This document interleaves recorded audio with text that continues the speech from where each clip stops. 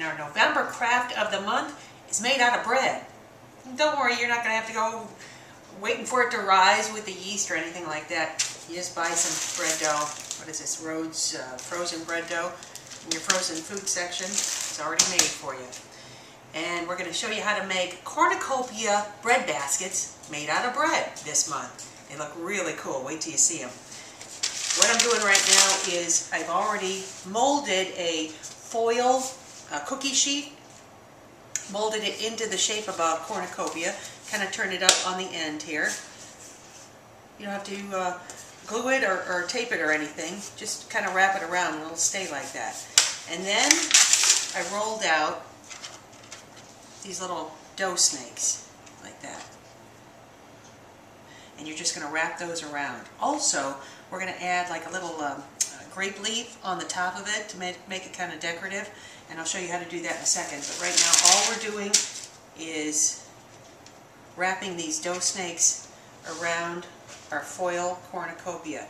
And I'm placing them about, I guess about a half an inch, third of an inch apart, because they are going to spread. And it will become a solid piece. But it looks like a basket. It looks very, very cool. Will you be able to use this again next year? No, probably not. Can you spray it with a sealant? Yeah, but you really don't have to. You're just going to use it for Thanksgiving. It looks really pretty on your table.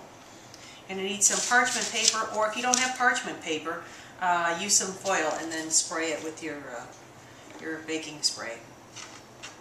Little tip from Stephanie Paganini: if you want your parchment paper to stick on the bottom of your cookie sheet, spray it and it sticks. You don't need that. Stephanie told me that. You lay down that parchment paper and it sticks. And we just continue wrapping. And you'll see it becomes loose. That's okay, because you're going to lay it down flat. It's going to be fine. It doesn't have to be perfect. Let's do one more around here. Kind of twist it.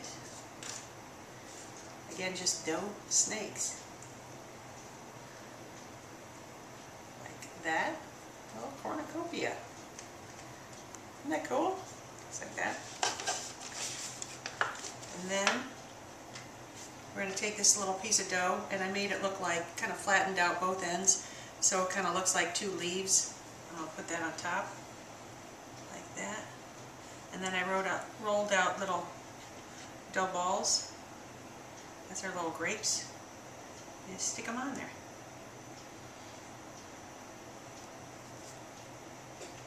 And this is going to be the talk of Thanksgiving. They're going to say, "Oh, you Martha Stewart. Where did I get this idea?" I don't know. Sometimes I just, occasionally I'll see things in magazines, in craft books, online. I didn't see this anywhere. I just thought this would be a really cool idea to make things out of bread. I guess because I was at Stephanie Paganini's, the school that she teaches, where she teaches. Her mom owns the school out in Chesterland there.